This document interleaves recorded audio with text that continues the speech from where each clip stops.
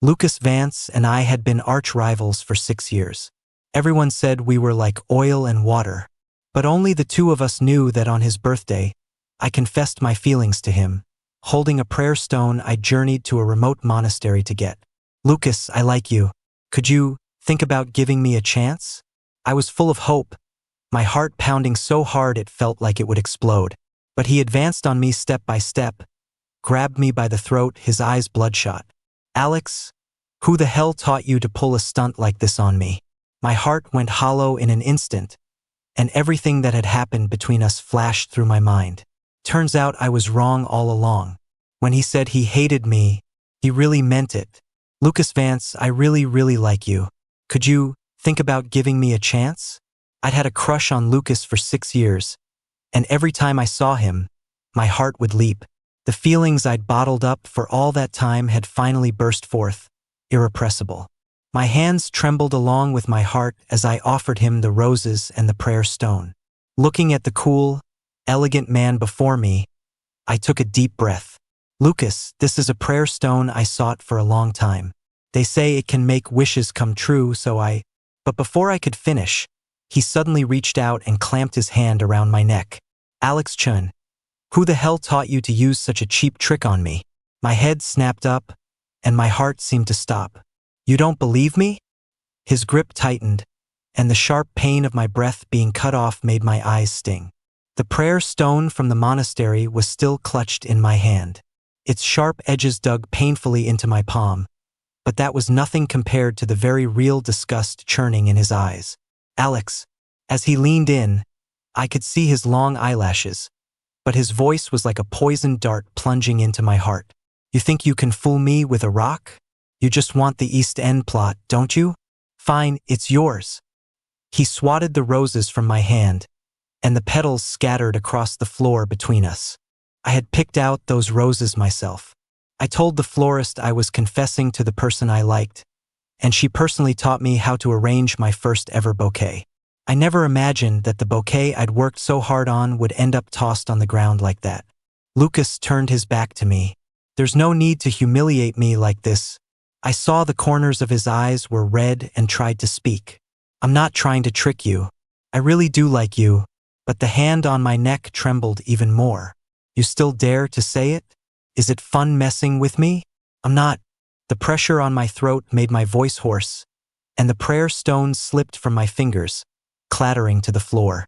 Getting the stone was real, and my feelings are real. He shoved me, and I stumbled back into the corner of a table. A sharp pain shot through my chest, and I couldn't help but let out a muffled groan. In a daze, I thought I saw Lucas's back flinch, but when I looked closer, there was nothing. Wincing in pain, I limped to my feet. I wanted to go to him to tell him not to be angry, but his next words plunged me into an icy abyss. Alex, don't make me sick. As a ringing filled my ears, I looked up, fighting back the nausea rising in my throat. Do you really hate me that much? Lucas didn't say a word, but his expression told me everything I needed to know. For the past 6 years, I'd always thought of us as a meeting of equals. I never paid any mind to his claims of hating me. I even thought that since I was the only one he treated this way, it meant he had feelings for me too. But now I finally understood. It was all in my head. When Lucas said he hated me, he really, truly hated me. I nodded, ignoring the needle like pain in my chest. I lifted my face and forced a smile. Oh, so that's how it is? I get it. I won't bother you again. I apologized to the man I'd secretly loved for 6 years. I'm sorry. I squeezed my hands into tight fists to keep them from shaking, afraid of scaring him with an emotional breakdown. The sound of Lucas's footsteps faded away. I knelt and looked at the scattered rose petals. Steeling myself, I slowly walked toward the ballroom. Today was Lucas's birthday. I couldn't ruin his big day. When I entered the ballroom, a crowd was gathered around Lucas. One man's voice was particularly loud. Mr. Vance, Mr. Chun went to so much trouble for you today. Don't you think it's time you let go of that East End plot? I recognized the man. It was Paul Miller's uncle, Mr. Miller. Paul had been my best friend since we were kids. Spotting me, Mr. Miller immediately waved me over. Alex, get over here. Didn't you say you were going to help me out? I immediately felt Lucas's head turn toward me, his gaze colder than ice. So, Mr. Miller, are you saying that everything Mr. Chun did today was to help you? By the time I reached them, that was the only thing I heard Lucas say. Mr. Miller immediately came over and clapped me on the shoulder. That's right. It's no secret that Mr. Chun here and my nephew Paul are close. He looked at me. Isn't that right, Alex? I fought back my discomfort and nodded, only to find Lucas's eyes still fixed on me. Ha! Well, Mr. Chun, you really know how to play the game. Just a moment ago, you were telling me you truly liked me. What's this, then? Was it all just to help Mr. Miller get the East End plot? As soon as he said it, a gasp went through the crowd. I immediately grabbed Lucas's sleeve. Lucas, you've got it all wrong. I'm not. But before I could explain, Lucas violently shook my arm off. Mr. Chun, your acting is superb. Ever considered a career in film? You'd get both fame and fortune, and you wouldn't have to pretend to like people anymore. Perhaps you weren't aware, Mr. Chun, but there's nothing I hate more than a manipulative schemer like you. You make me sick. I could hear stifled gasps from the people around us, and I felt the color drain from my face. I wanted to say something, but when I opened my mouth, no sound came out. The explanation I was about to give died in my throat. I really do like you. Those 5 words were stuck in my throat, never to be spoken again. Lucas turned around, nonchalantly adjusting his watch. By the way, Mr. Chun, a word of friendly advice. Everything before this was just a move in the game. Don't take it seriously. You're right. I heard my own raw voice. Summoning all my strength, I hurled the prayer stone at the cold, hard marble floor. Crack, the sound was sharp and final. I got ahead of myself. I straightened my back, ignored the strange looks from everyone around me, and forced a smile that was uglier than tears. Mr. Vance, I said, my voice soft but filled with a resolute finality. Happy birthday. The moment I turned away, 6 years of devotion shattered. The cool, elegant man behind me was no longer any part of my life. So be it. It was all over. It was late by the time I got home. I soaked in the bathtub and let out a small, bitter laugh, thinking about the past 6 years with Lucas. I first met him at a party during my freshman year of college. Though my parents were both in business, I'd always been a free spirit and had only just started dipping my toes into their world. I felt like a fish out of water in that world of wealth and status. Those people sized you up and treated you accordingly. With my parents not around, they saw I was unassuming and took subtle, and not so subtle jabs at me. I was struggling to handle it, so I slipped out to the terrace with a glass of champagne to catch my breath. The evening breeze blew, and I suddenly felt a wave of self-pity. Why were they so awful just because my parents weren't there? They were always so polite, so damn polite when my parents were around. I couldn't help but wipe at my eyes, right as Lucas stumbled onto the terrace and caught me in the act. He was holding half a glass of champagne, his tie hanging loosely around his neck. He raised an eyebrow when he saw me. Hiding out here for a secret cry? I stuck my chin out. Who's crying? But as soon as the words left my mouth, a traitorous tear rolled down my cheek. Lucas didn't ask why or make fun of me. Instead, he pushed his champagne into my hand. Drink this. It'll calm your nerves. I foolishly took it. The cold liquid made me choke and cough, and he just stood there, roaring with laughter. The moonlight caught in his eyes, making them shine like crushed diamonds. I later found out he was the favored youngest son of the Vance family. He could have coasted on his family's name but chose to rely on his own brains, spending his sophomore year traveling all over the country for a family project. That was when I, on a whim, tugged on my parents' sleeves. Mom, Dad, I want to join the company. After that, I worked hard, switched my major to finance, studied for 4 years, and then worked at the company for another 6 just to get to a position where I could meet him as an equal. But it seemed he'd completely forgotten our first meeting that night. Even my confession this time had ended in failure. The feeling of suffocation in my throat hadn't faded, mixed with the explosive pain in my chest from when he'd shoved me into the table. I couldn't help but curl up on the cold floor, trembling as I remembered what he'd said at the party. So it was true. For 6 years, I had been a stubborn fool, moving toward him step by step. Every time we passed each other, I'd be thrilled for hours. Every glance he gave me made my heart pound uncontrollably. I thought when people called us rivals, it was just the tension between two equals, an unspoken closeness. I thought the complex emotions that occasionally flickered in his eyes were the same as mine, that he was desperately suppressing some kind of burning passion. How pathetically one-sided it all was. He said he hated me, and he really meant it. He hated me so much that he saw my affection as a calculated insult, a dirty scheme. A wave of exhaustion washed over me. Even though I knew he'd misunderstood my confession as a ploy to help the Miller family get the East End plot, I had no desire to explain. It was pointless, so incredibly pointless. All my energy, along with the overwhelming love I had for him, had been completely drained away today. None of it mattered anymore. Using all my strength, I grabbed a nearby chair and pulled myself up, then picked up my phone.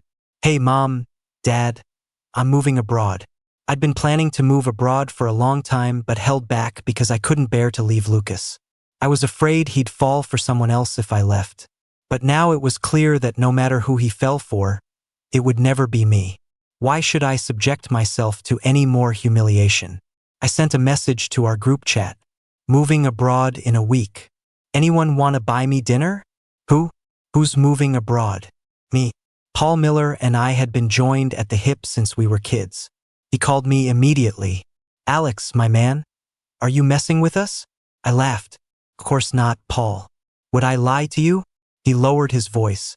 "Aren't you afraid Lucas Vance will fall for someone else?" I was stunned.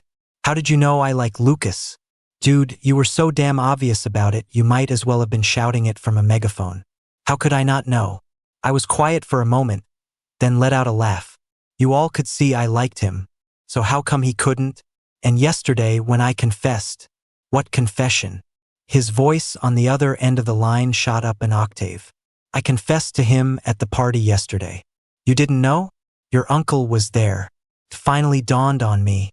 Lucas probably kept what happened at the party under wraps to avoid tarnishing his reputation. I briefly explained the whole story to Paul, pinching the bridge of my nose. "So that's what happened.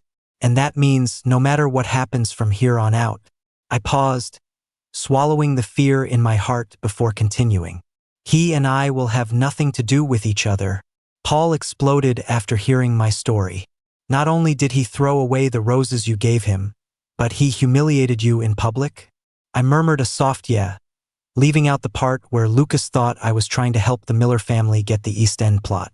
Paul was the kind of guy who would take a bullet for a friend.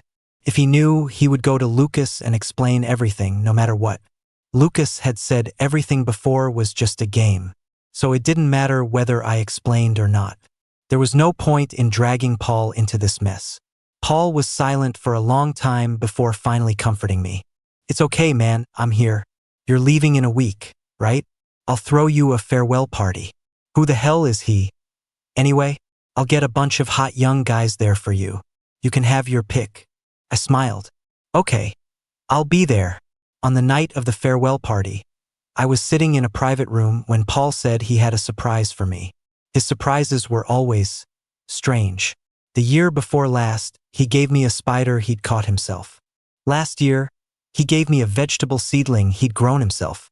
I rubbed my forehead, trying to guess what he could possibly have come up with this time. The door to the room was thrown open, and before I could react, a tied-up Lucas Vance was shoved inside. His hair was a mess, his suit was wrinkled, and his face was furious. His cold eyes swept across the room before finally landing on me. "Alex, surprise." Paul walked over, laughing, and threw an arm around my shoulders. "I brought this bastard here for you," he said triumphantly. "Let him have it. Do whatever you want to him." My eyes went wide. I never, ever would have guessed that this was what Paul meant by a surprise. Lucas looked at me, but his eyes weren't filled with the anger I expected. Instead, they were full of a strange, inexplicable heartbreak. It sent a shiver through me, and I instinctively looked away. "Paul, are you crazy? Untie him now." Lucas was a leader in the business world. He wasn't someone you could cross without consequences. I was terrified that this idiot Paul was going to get himself in serious trouble. But Paul wasn't having it. He pouted. Alex, don't go soft on him. After how he treated you. Have you forgotten how he threw your roses on the floor? How he humiliated you? This is your chance. Don't let it go. At Paul's words, Lucas's eyes darkened, and a mocking smile touched his lips. So this is how you see me, Alex? You get your so-called friend to come teach me a lesson? My head was splitting. I looked at Lucas, feeling a mix of anger and panic. I didn't. Paul, I told you to let him go. Did you hear me? But Paul, who was usually so quick to listen to me, was in a rebellious mood tonight. He had his other friends hold me back. He walked right up to Lucas and started yelling. Let him go? Paul spun around to face Lucas, jabbing a finger at his nose. Lucas Vance, you're a goddamn blind, ungrateful bastard. Do you have any idea how Alex got that prayer stone? Tied up, Lucas could only lift his chin slightly. He stared down at Paul with cold eyes, that same mocking smile on his face, as if he were watching a poorly staged play. Oh, it was very difficult, was it? And what's next? Is this another story you two cooked up? You're really going to great lengths for that piece of land. His gaze shifted past the others to me. Why don't you ask him yourself how cheap his love is? Paul immediately looked at me. What's he talking about? Seeing there was no hiding it anymore, I walked over to Paul and pulled him aside to explain. But after hearing it, Paul was even angrier. Lucas Vance, you son of a bitch. My uncle wanted that plot for his own damn profit. My family never wanted that land. Alex only bothered talking to him as a favor to me. Lucas's head snapped toward me, his eyes seeming to ask if it was true. His gaze was so intense I could only give a calm nod. I didn't know your uncle had already spoken to you about it. I only found out he wanted the plot that same day. I tried to explain it to you, but you wouldn't listen. Fuck. The more Paul thought about it, the angrier he got. He whipped out his phone, quickly opened his photo gallery, and shoved the screen in Lucas's face. Cheap? Going to great lengths for that land? Why don't you take a look for yourself? Look what he did to himself for your stupid rock. Lucas's eyes instinctively fell on the screen. The photo was a bit blurry, taken against the backdrop of a windswept desert. At the center of the picture, a slender figure was kneeling on a seemingly endless flight of stone steps. His knees were torn, dark red bloodstains soaking through his pants. His forehead was pressed hard against the rough stone, covered in dust. The man's profile was pale, his lips chapped, but his eyes, fixed on the mountaintop, held a pious light. That figure was me. It was when I went to the monastery to pray for Lucas. You see that? You see the blood on those steps? Paul's voice was thick with tears, every word a blood-soaked knife. The heavenly mountains, 3,600 steps to heaven. The monks there said that for the prayer stone to work, your heart had to be pure, and you had to prostrate yourself with every single step. And this idiot Alex, he believed it. For you, you bastard, so your wishes would come true. He fucking prostrated himself the entire way up. His knees were raw, his forehead was swollen, and he damn near passed out halfway up the mountain. The color drained from Lucas's face. He stared at me, but I turned my head away. The East End plot? Paul laughed as if he'd just heard the most absurd joke in the world. His voice suddenly sharp and piercing. To hell with your land. My uncle is an old fox who wanted to use Alex, and Alex had no idea. His head was full of you. He's been in love with you for 6 years. 6 whole years. Lucas Vance, are you fucking blind?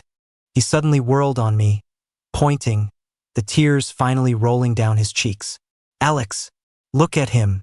Look at this man you've loved for 6 years. The man you almost died for. Look what he thinks of you.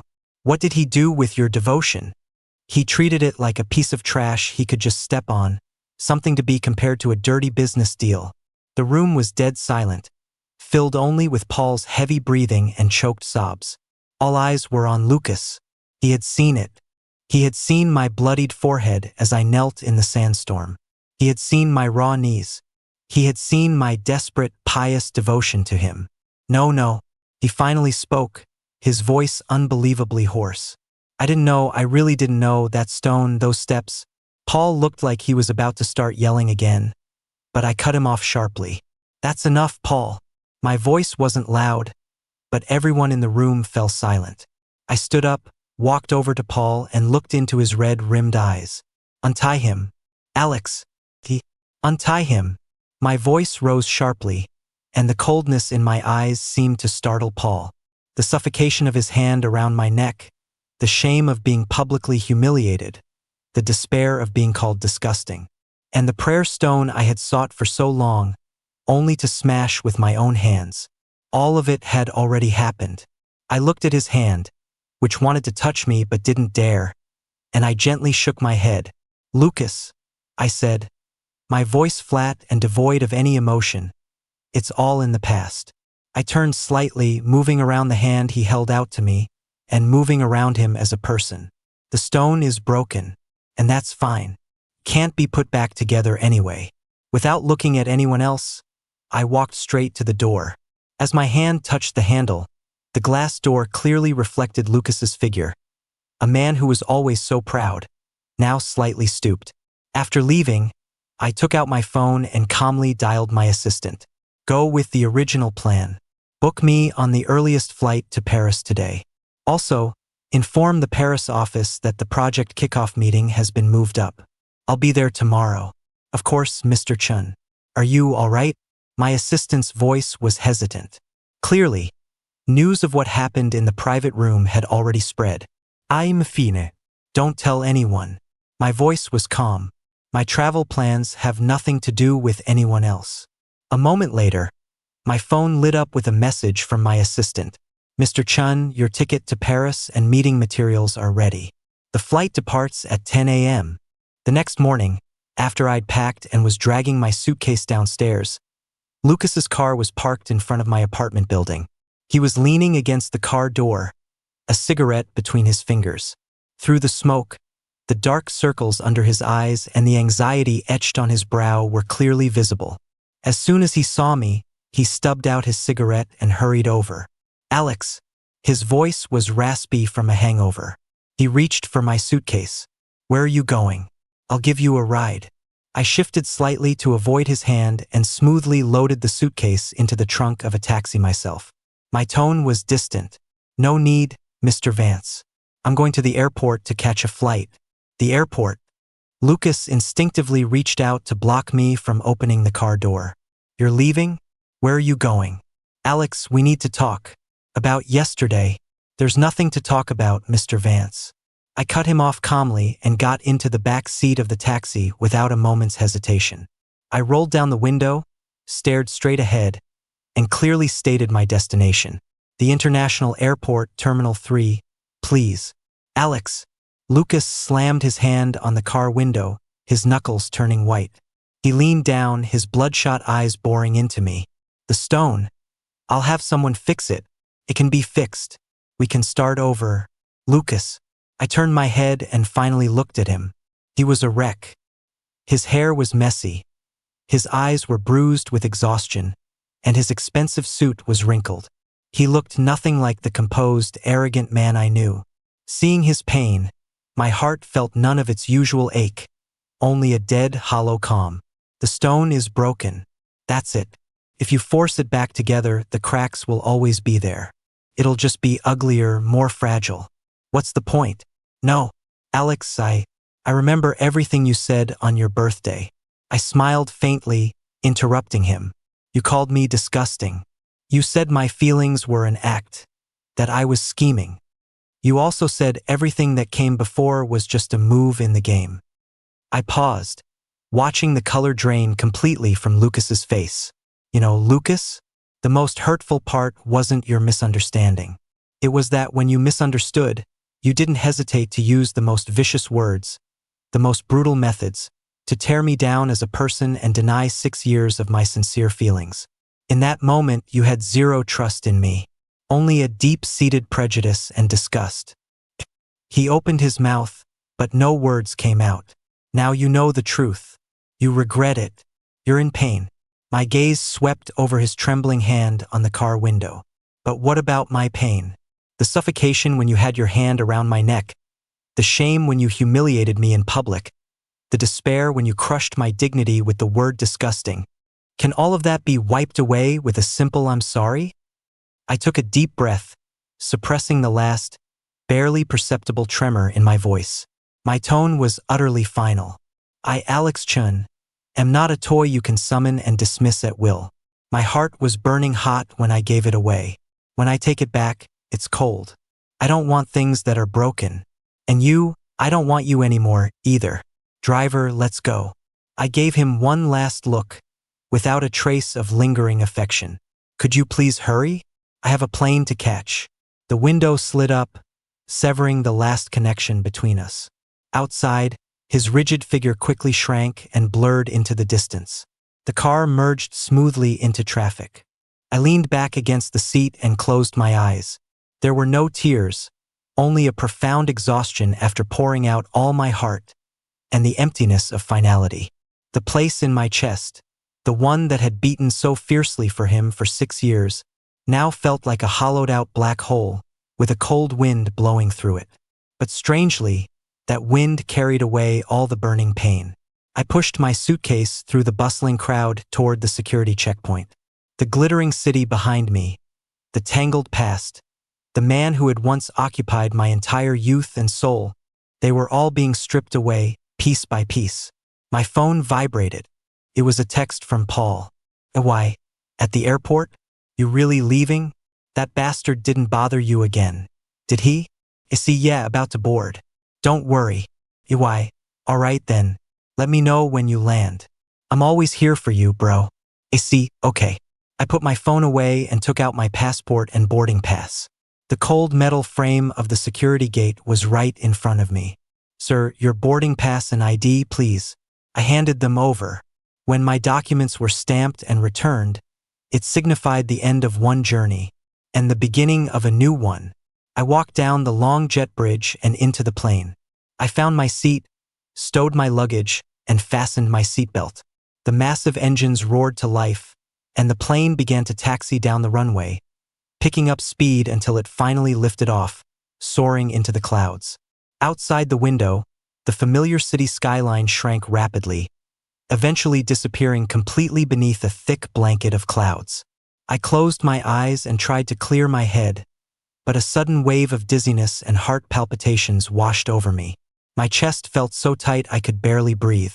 Maybe it was the emotional exhaustion of the past few days, or the fact that I'd barely slept last night, but my body was finally protesting.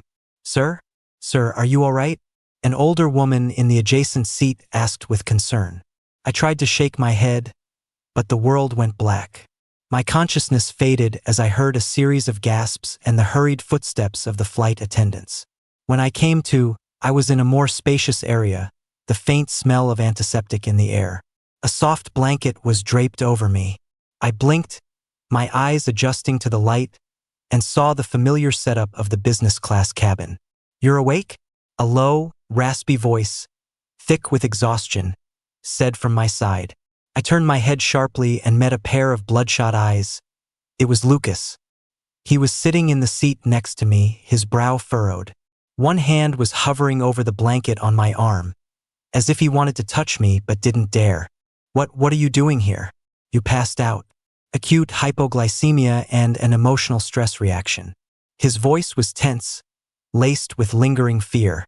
The crew made an announcement asking for a doctor. As it happens, I was here. He paused, his expression complicated. I bought a ticket to Paris, too. I silently looked away, staring out the window at the rolling sea of clouds. My body still felt weak, but the suffocating dizziness was gone. How are you feeling? Still unwell? He leaned over, carefully feeling my forehead. The doctor said you need rest, sugar, and electrolytes. He picked up a glass of warm water from the small table beside him, put a straw in it, and held it to my lips. Drink some water first. I hesitated for a moment before accepting the basic care. Thank you, I said quietly, my tone distant. Lucas's hand froze for a second before he silently took the glass back. In the cramped space, the only sounds were the drone of the engines and a suffocating silence. He just sat there, his tall frame looking lost and uncertain. His gaze was glued to my face, filled with an almost desperate plea. For the rest of the flight, he silently fulfilled the role of a temporary caretaker. He handed me water, warm, damp towels, and, at the flight attendant's request, helped me take my temperature. His movements were clumsy but intensely focused. Anytime I made the slightest move, he would immediately look over, tense and alert. That cautiousness was a world away from the cold, arrogant Lucas Vance I knew. The plane landed smoothly at Charles de Gaulle Airport. Lucas was on his feet almost instantly, arranging my blanket and coat. He said in a low voice, "I've arranged for a car. I'll take you to the hospital for a checkup first." "That's not necessary, Mr. Vance." I pushed myself up, avoiding the hand he offered to help me. "My assistant is picking me up. My schedule doesn't include a hospital visit." I deliberately emphasized my schedule to remind him of the boundary between us. Lucas's hand stopped in mid-air. His expression darkened, but he didn't insist. He just followed silently behind me as I deplaned, collected my luggage, and went through customs. He always maintained a distance of exactly 1 step behind me. As we walked out of the arrivals hall at the airport, the cold, late autumn wind of Paris hit me. My assistant was already waiting outside. She did a clear double take when she saw Lucas behind me. "Mr. Chun, are you okay?" "On the plane?" she asked worriedly as she rushed over. "I'm fine, just low blood sugar," I cut her off, not wanting to elaborate. "Where's the car?" "Let's go straight to the hotel." "This way," she said, quickly leading the way. Lucas strode forward and stood in front of me. The wind whipped his coat around him, and his face looked even more pale and haggard under the gray Parisian sky. "Alex," he said, his voice startlingly clear in the wind.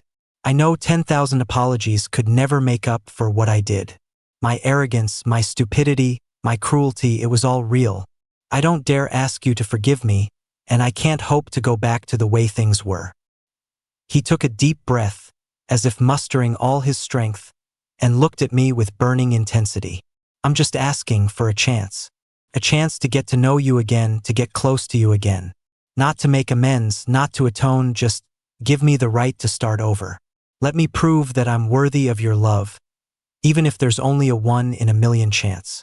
The wind swirled the fallen leaves on the ground. I looked at him, at the bottomless pain in his eyes and his almost humble plea. The airport's noise seemed to fade away. That heart I thought was completely dead seemed to give a single, faint, struggling beat at his request to start over. Winter comes early in Paris. A few days later, delicate snowflakes were already drifting past my window. My work proceeded as planned. Lucas didn't leave. It seemed he had a project at his company's Paris branch and was staying. He didn't appear before me again, but he existed as a kind of ever-present shadow. Every morning, when I opened my hotel room door, there would be a breakfast perfectly suited to my tastes. Sometimes, beside it was a single rose, still dewy, or a note with a French poem written in strong, steady handwriting. During work breaks, my phone would buzz with a message from his assistant, reminding me about weather changes or meeting times. There were even recommendations for new desserts at my favorite cafe, always signed with his name. When I returned to the hotel late at night, the heating in my room was always set just right. On the table, there would be a glass of warm milk, sometimes next to a book I'd mentioned I wanted to read. He was like a guardian, carefully keeping his distance while surrounding me with his care. There were no fancy words, no deliberate interruptions, just a steady, quiet companionship. Paul marveled on the phone. "Damn, Lucas Vance is really something.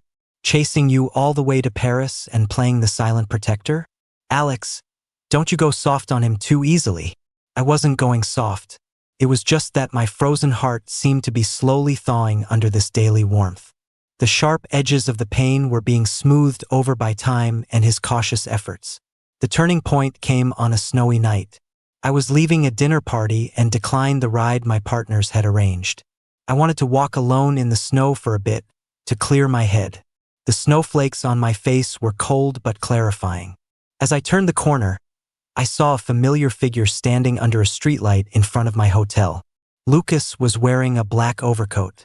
A thick layer of snow had already settled on his shoulders and hair, turning him practically into a snowman. He wasn't holding an umbrella, just standing there stubbornly, his gaze piercing through the swirling snow, fixed in the direction I was coming from. In that moment, it was like I was seeing that figure from the pilgrimage again, the one who prostrated himself with every step in pious devotion. Only this time, the one kneeling in the wind and snow, waiting for salvation, was him. I walked toward him, step by step, through the thick snow. 2 clear lines of footprints marked my path, stopping right in front of him. He moved his slightly frozen body, and snow fell from his shoulders. He opened his mouth as if to say something, his breath turning to white mist in the cold air. I didn't wait for him to speak. I reached out and brushed the thick snow from his shoulder, my touch as gentle as if handling a fragile treasure. Then, my fingers lightly touched his icy cheek. I felt him stiffen instantly and tremble slightly. "You idiot." My voice was very soft, tinged with a faint, choked sob that melted into the falling snow. "How long have you been standing here?" Lucas's Adam's apple bobbed violently. He suddenly grabbed the hand that was on his cheek. His grip was surprisingly strong. "I don't know." His voice was incredibly hoarse. "I just wanted to be a little closer to you. Just a little closer was all." His eyes instantly turned red, and something hot and turbulent churned in their snow-dusted depths. He lowered his head, pressing his forehead gently against mine. The touch of our cold skin against each other transmitted our racing heartbeats. "Alex," his voice was broken, thick with emotion, each word pulled from the deepest part of his soul. "I know broken things are hard to fix. I'm not asking you to forget the pain. I'm just asking you to give me a chance. Let me spend every day I have left proving I'm worthy of your trust again. Give me a chance to love you again." Snowflakes fell silently on our hair and shoulders. The world was so quiet all I could hear were our heartbeats and our breathing. The coldness of his forehead contrasted sharply with the searing heat of his hand. I looked into his eyes, so close to mine. They were full of the storm, but also a desperate all-or-nothing love. I didn't answer. I just tilted my face up slightly, closed my eyes, and then a gentle, infinitely precious kiss landed on his cold lips. The kiss was like a falling snowflake, light, brief, but enough to melt years of ice. Lucas's body shuddered, followed by a deeper tremor. He seemed stunned by the immense surprise.